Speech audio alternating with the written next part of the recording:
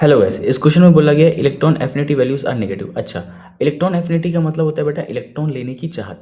ठीक है, अगर मान के चलो अनस्टेबल कंपाउंड है, अगर तुम उस पर इलेक्ट्रॉन डाल देते हो और वो हो जाता है स्टेबल, मतलब इलेक्ट्रॉन लेने से स्टेबल हो रहा है, तो इलेक्ट्रॉन एफिनिटी क्या होगी, इलेक्ट्रॉन लेने की चाहत क्या होगी? ऑब्वियसली पॉजिटिव होगी। ठीक है, अगर अनस्टेबल कंपाउंड है इसका मतलब एनर्जी क्या रहा होगा, ज़्यादा रहा होगा। बाद में स्टेबल हो जाता है, इलेक्ट्रॉन लेने के बाद स्टेबल हो जाता है, मतलब एनर्जी क्या होगी, कम। तो एनर्जी चेंज क्या होगी बेटा, लेस एनर्जी, फाइनल एनर्जी कम है, इनिशियल एनर्जी ज़्यादा है। तो मतलब ये डेल्टा ई क्या होगा, नेगेटिव। राइट, एनर्जी ज़्यादा थी, बाद में एनर्जी कम हो गई, मतलब एनर्जी क्या हुई होगी, रिलीज हुई होगी, एक्सोथर्मिक प्रोसेस होगा। एक्सोथर्मिक प्रोसेस का मतलब, तो बेसिकली अगर इलेक्ट्रॉन एफिनिटी पॉजिटिव है, इलेक्ट्रॉन लेने की चाहत है, तो इलेक्ट्रॉन गेन इंथैल्पी, जो एनर्जी चेंज होता है इलेक्ट्रॉन गेन इंथैल्पी, वो क्या होगा बेटा, नेगेटिव होगा। प्रोसीजर क्या होगा अपना, एक्सोथर्मिक प्रोसेस क्या होगा, एक्सोथर्मिक। राइट, अगर इसका उल्टा कर दूं, इलेक्ट्रॉन लेने की चाहत नहीं है, नेगेटिव है, तो इलेक्ट्रॉन गेन इंथैल्पी क्या होगा अपना, इलेक्ट्रॉन गेन इंथैल्पी पॉजिटिव आएगा, और प्रोसीजर क्या हो जाएगा अपना, एंडोथर्मिक। यहां से अपन देख सकते हैं। राइट, चलो अब बात करते हैं बेरिलियम। बेरिलियम स्टेबल होता है बेटा 2s2 में, 2s2 में स्टेबल होता है। इलेक्ट्रॉन लेने की एफिनिटी जो होगी वो क्या होगी, नेगेटिव। इलेक्ट्रॉन लेना ही क्यों चाहेगा ये, क्यों ही लेना चाहेगा, प्रोसीजर क्या होगा अपना, एंडोथर्मिक।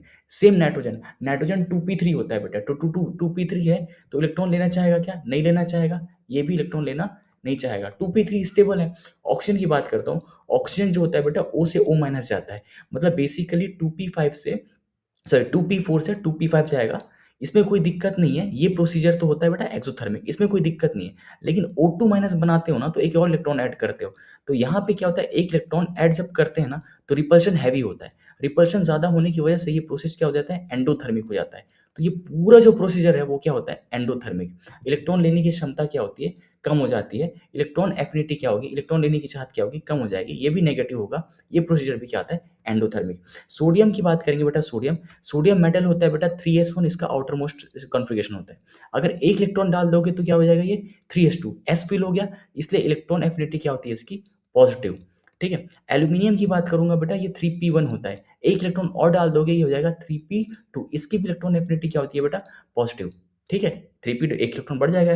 तो इस तरीके से आंसर हो जाएगा ए, बी एंड सी। एक चीज और याद रखना बेटा, ये मत सोचना कि सोडियम मेटल है तो इलेक्ट्रॉन लूज करता है तो इलेक्ट्रॉन एफिनिटी कम होगी, नहीं। यहाँ पे इलेक्ट्रॉनिक कॉन्फ़िगरेशन को भी कंसिडर किया जाता है, बिकॉज एस फिल हो जाएगा बेटा, इलेक्ट्रॉन एफिनिटी भी इसकी पॉजिटिव होती है।